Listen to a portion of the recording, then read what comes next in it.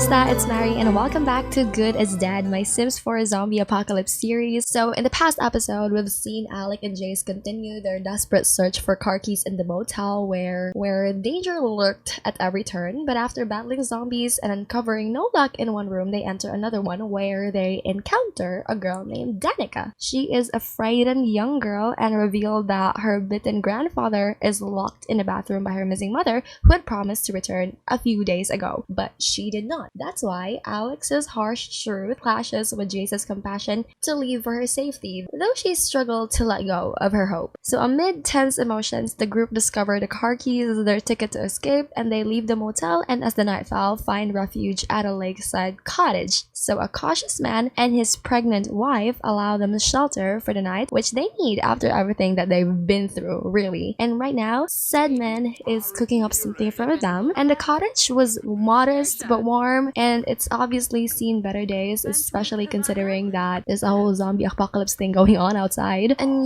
yeah, you're bloodied, so we gotta get you in a shower, huh? I guess you also have to explain that to them, but they're not really asking, which is so confusing to him. I understand that, yeah, he had to kill a zombie or two just to get here. And Clara Avery, that is her name, by the way, she said that you guys must be so tired. Look at Danica, she is just sleeping and obviously in a bad shape. We gotta fix her up immediately. I can't believe she managed that pain. And yeah, she said, we'll get you something to eat. That's why he's cooking right now. Some foragers too. I mean, it's all that we can manage from all that we've foraged. And oh my gosh, you woke up from a nightmare! Girl, I'm sorry. Alec asked her about her nightmare, and she said, what is wrong with me? She told Alec about her nightmare, and of course he says that it's just a dream. Nothing's gonna happen to you here. We're safe here, right? Yes, of course, you guys are safe here. And he just finished cooking the stew for everyone, and he's actually gonna call everyone to the meal now. And I know it's like a sensitive topic, resources are not really available, but she would just really like to help these people, these kids in fact. So there's no electricity, but they are making it work using this grill, and he asked more because they've done well for themselves. Jace had said cautiously while noting the relative order and stockpile of logs and dead meats. What? And dead animals. Although they're small, they can practically feed these guys. Anyway, Clara's gaze then lingered on Danica, and she softly said, she is so young. Where are her parents? For all of them, the question hung in the air, heavy and unanswered, until Alec glanced at Jace, who shifted uncomfortably and said, we're not sure. But he wanted to say they didn't make it because, let's face it, it's so obvious, but for the sake of her, he said that they don't know. For a second, Clara's face fell, but then her expression softened slightly, saying, I see. She is still so lucky to have you. Alec gave a faint nod, his gaze dropping to the ball in his hands. He didn't feel lucky, and he certainly didn't feel like a savior. All he could do was keep going one step at a time. That's all that they can do. Anyway, Alec does excuse himself because he wants to take a shower and just wash this blood off. And then also, before he could go up, Marcus's voice broke through saying, you can stay the night, but in the morning you'll move on. This place barely supports the two of us. The three right here who were so preoccupied with their conversation, they didn't hear that, but they know what's gonna happen tomorrow. And so here are their sleeping arrangements. One of them has to sleep on the floor, but obviously the two of them have slept here. He can't sleep at all. He just is so cautious about the new people arriving. That Alec guy, he just seemed dangerous. Something about him seemed dangerous. Anyway, the both of them are gonna sit here while Danica slumbered peacefully on the sleeping bag that they set out for her. Jace and Alec found themselves in a quiet standoff. The couch, narrow and lumpy as it is, became the subject of a light-hearted battle of wills. Because Jace said, you take it, gesturing magnanimously, but Alec shook his head, arms crossed, saying the floor is fine. He's like, be serious, Alec, your back will murder you in the morning. And he said, then we'll deal with it later. It's fine. Just go there. You can take the couch and I'll sleep right here. And Jace really wants to protest, but he said, well, I'm still taking the floor. Good night. And eventually, Alec won or lost the couch, if you can even call it winning. But by the time Jace flopped onto the couch with a loud huff of defeat, Alec had already slept on the floor. And he said something like stubborn, and Alec replied to his surprise because he really thought he was sleeping. Now right back at you. But there was no venom in their tone, only quiet affection, the kind that made the floor seem far more comfortable than it had any right to be. And though Alec had claimed that the floor was fine, sleep didn't come easily. He lay on his back, staring at the shadows on the kitchen, faint outlines cast by the moonlight, and also like the lamps that they have set up, and every creak of the old house seemed louder in the stillness, but it wasn't the unfamiliar sounds keeping him awake. It was the thought of, tomorrow. The car was practically useless without gas. They'd been coasting on fumes when they arrived, and he'd scanned the empty road as far back as he could remember. No gas stations. No signs of one. Like, he tried to recall the couple's yard, any signs of a spare fuel can, but all he could picture were the worn wooden steps and an overgrown patch of weeds. People this far out didn't keep extra gas lying around, did they? Or worse, maybe they didn't have a car themselves. I mean, he doesn't even know if they have a car themselves. And what is it that they mentioned? They also just found this place? So technically it's not even theirs. Like, they don't even know the ins and outs of this place. I don't think so. So he glanced towards the couch where Jace had finally drifted off, his face half buried in the lumpy cushion, and Alec envied his ability to sleep anywhere, even in the middle of all this uncertainty. I think this had been a recurring problem for him. Like, he just struggles with sleeping, especially after these days, like especially with the whole zombie apocalypse thing. And I think even the sound of a sound of a pin dropping could probably wake him up, because like, look at his bags. That's not good. Because what if tomorrow came and they couldn't leave? What if they were stuck here for longer than a day, relying on the goodwill of strangers? Danica had enough to worry about without them dragging this mess into her life. So Alec rubbed his hands over his face and exhaled quietly, careful not to disturb anyone. He knows that worrying wouldn't conjure gasoline out of thin air. He needed to think. He needed to plan. In the only room that the cottage had, Clara laid awake, staring at the flickering shadows on the ceiling, and he's supposed to sleep, but I guess he cannot sleep as well. It confuses me so much why they can't do regular things on the bed while relaxing. Like, if I have to compliment him, they would have to stand up and do it like this. What's the purpose of it then? What's the purpose of relaxing? Anyway, she's asking, like, do we really have to kick them out? Her voice was soft, almost hesitant, as if she feared the answer. Marcus didn't reply at first. He let out a long, tired breath, running a hand over his face, saying, Clara, we can't keep them here. But she pressed. She's like, they need a little help. They've got nowhere else to go. Alex said all they need is gas. And where are they supposed to find gas out here? Marcus shot back, his tone sharper than he intended. He turned to look at her, his expression softening when he saw the worry etched on her face. And he said, look, I'm sorry, but you know how bad it is out there. We'll let them stay, and who knows what happens. They're not our problem. And Clara, she said, they're not a problem. They're just people like us trying to survive. And I said, I'm sorry, I know they might not mean to be a problem, but they will be. Every extra mouth to feed, every day they stay, it's a risk for us. Clara argued that they're not asking for food. And the girl, Danica, she looks so fragile. Those kids. Jace and Alec, they're barely out of high school, I think. How can you expect me to turn them away? Marcus's jaw tightened and he stared at the floor. The silence stretched heavy between them, heavy and uncomfortable. But finally, he turned to her, his voice low but firm, saying, Clara, you are pregnant in your 3rd trimester. We don't have enough as it is. Not for them, not for us, and not for the baby. You know that. Clara placed a hand on her belly instinctively, her expression conflicted. And yeah, I know, but we can't just... Marcus interrupted, though his voice cracked slightly, and we have to. You and the baby comes first. I'm not risking your lives for... those strangers. Clara looked down, her hand resting protectively over her stomach, a knot tightened in her chest as tears welled up in her eyes. She wanted to believe that there was enough kindness left in the world to help the strangers, but Marcus's words... they were right. It clung to her fears, forcing her to face the brutal reality of their situation.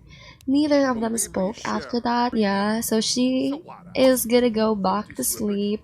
and he is gonna sit here. He's gonna stare at the ceiling while Clara curled up on her side, holding herself tightly as the weight of the decision had pressed down on her. And it's now the next day, and Marcus had brought out all of this right here. It's what he had captured. So let's go ahead and just cut the meat. But yeah, they got poultry, they got rabbit meat, and also some low quality red meat. And I guess Jace sees what he's doing because he is actually putting all of this away. Jace also wants to wash the dishes, but he says that there's no water yet and to just leave it alone for now because he will just deal with it later. Because Jace follows him and he actually gets his water here. He gathers the water from this source over here and is like, you know what, let me just help you out on that. But this one got suddenly broken, so he is going to be repairing it. How did you break? Look at all the water you've been wasting. Dang it. And it seems like Danica has woken up too. Maybe we can ask this couple if they have spare clothes left, the ones that would fit her size, because this is just sad. And also she needs some shoes. Her feet definitely need some bandages as well. I hope they have all that. But yeah, she's just cleaning up. They let Jace transfer on the sleeping bed, which is what he's just gonna do. Yeah, come here and go sleep. And she is also awake. And I guess she's also just gonna cook. And she's so sad. She knows that this is their final day. So she is just going to be making them something for them to take. Well, this is their breakfast, but yeah, breakfast and lunch. But she's gonna make them something later. Anyway, she tells them to eat up. She said with a soft smile, though her voice wavered slightly. And she said that it's not much, but it'll keep you going for a while. And she also said that she's even packing them something to take for the road. And Danica looked up at her face lighting up with a sight of food, saying thank you so much. She said her gratitude earnest, and Jace nodded in agreement, though his brow furrowed as he looked at Clara, saying you really didn't have to. You've already done so much for us. Clara, she waved a hand dismissively, saying it's nothing, you're just kids. And Jace turned to her, saying we appreciate it really. We'll figure out what to do next once we're out of your hair. And Clara flinched at the words, and it's like she's hurt. She said, you don't have to rush. I mean, I know you have to go, but just eat first. Rest a little. Rest a little longer. Jace asked her, Clara, is everything okay? And her eyes softened as she looked at them, but there was sadness there too. She said, it's just hard. You remind me so much of someone I used to know. Danica tilted her head, saying, like your family? Clara hesitated, then shook her head. No, just people I care about. People I couldn't save. The words hung in the air and Marcus's voice startled them. He said, Clara. She turned sharply, startled to see him there standing, his face unreadable. He glanced at the table, at the kids, and then back to her, his jaw tightened, but he didn't say anything more. But it was Danica who spoke, thanking them for everything. Really. Clara smiled weakly, and she didn't look at Marcus, but Marcus watched her for a moment before stepping aside, his silence a reminder of the unspoken decision looming all over them. And now he wonders if it's really the right thing to do. And so the night had been long, but there was no time to linger. They had to move. So Alex said, thank you for everything. His voice was low but sincere, and his eye met Clara's, holding the gratitude that words could never really capture. But Clara hesitated, biting her lip as she glanced out in the small window where the morning light painted the forest, or like the afternoon light painted the forest in muted gold and greens, saying, you're welcome. But we don't have any gas. I'm sorry, we don't have any gas for your car. Jace's brow furrowed, but he nodded, refusing to let doubt creep in. He said, we've decided to walk. There's been an abandoned car somewhere we can use, I think. Yeah, we'll make it there. Clara's so worried. She said this area doesn't have a lot of houses and businesses. It's going to take a long time to find a car or a safe place to stay. Jace's face fell for a moment, but Alec took a step forward, eyes sharp and determined, saying, it's the only choice that we have. I mean, we're gonna be fine. We'll find something, even if it takes all day. We'll find something eventually. And Clara swallowed hard, the lump in her throat painful. She glanced back at Alec and Jace, the youth in their eyes more pronounced in the morning, in the afternoon light, but also tinged with something fierce.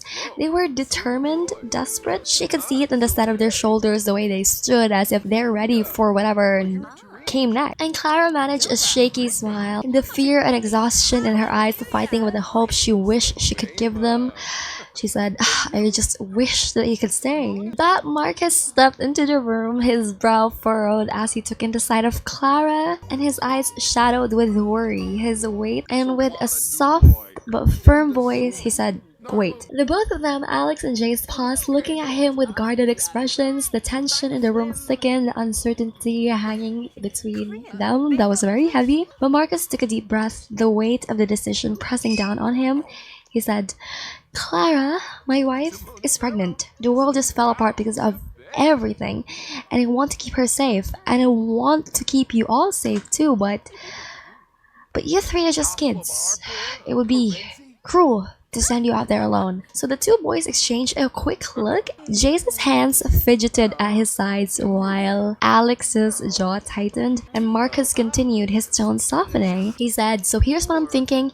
If you help out around here, do a few chores, and help me hunt, then we can talk about what comes next. It's not much, but it'll give you a place to rest and some food to keep you going. Jace's eyes widened, the possibility breaking through the exhaustion in his face, and Alex's expression shifted from skepticism to something like cautious relief. And Clara moved forward. She was so happy. She said though that it's not much, but it's better than wandering out there. Winter, after all, is coming. It's gonna be so much harder to move out of here during that time. And Alec nodded, determination settling into his features. He said, thank you again quietly, his voice still rough from lack of sleep. And Marcus managed a small smile, the weight of his decision settling into a mix of worry and resolve. He said, yeah, we'll figure this out, one step at a time. And these guys, they really just deserve the world. And they don't want to waste this kindness that the Averys, that Clara and Marcus Avery had shown them. So here, as you watch Marcus do this, just gather some water and examine the water for fishes, he said, thank you. He said it quietly, not even meeting the older man's gaze. There was no need for more words. The sentiment was clear. In that moment, despite everything that they've been through and the uncertainty of what was about to come, they had found a flicker of safety, a sliver of hope. And for the first time in what felt like an eternity, Alec allowed himself to feel it. Under the pink afternoon sky, Alec and Marcus stood just outside the cottage, their breath visible in the cool air. Marcus's expression is a mix of exhaustion and a quiet determination, and Alec could see the weight of responsibility etched into the older man's face. But breaking the silence, Marcus finally admitted that I didn't ask you kids to stay just because I felt sorry for you. Well, I did feel sorry for you, but that's not all that there is. He hesitated, glancing back towards the door of the cottage, trying to see if anyone is listening, because he said, I need the car. Alec had definitely raised an eyebrow but didn't interrupt, waiting for Marcus to explain, because he said that the local hospital is in the city. Clara's going to give birth soon and she can't have the baby here, not in the cottage, not with no supplies, and definitely not without someone who knows what the hell they're doing. She needs a hospital. Maybe there's a doctor still alive out there, I don't know, but I have to try to get her out of here. I have to try to get her there. I can't risk otherwise. And Alec looked at him, processing the revelation. The gravity of the situation just wasn't lost on him, so he took a deep breath and said, that's exactly where we're heading. Marcus frowned, his eyes narrowing slightly. What do you mean?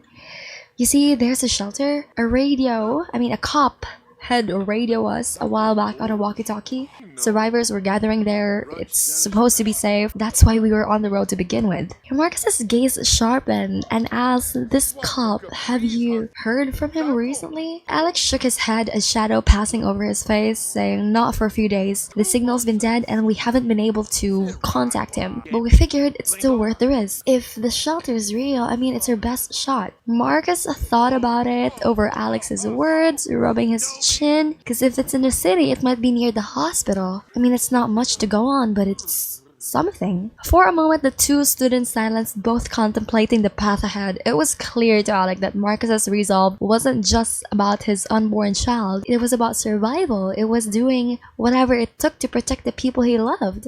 And Alec couldn't help but feel a flicker of admiration for that, and also same. He said same in his head. And Marcus said, looks like we're heading the same way. I guess we'll have to make it work. Yeah.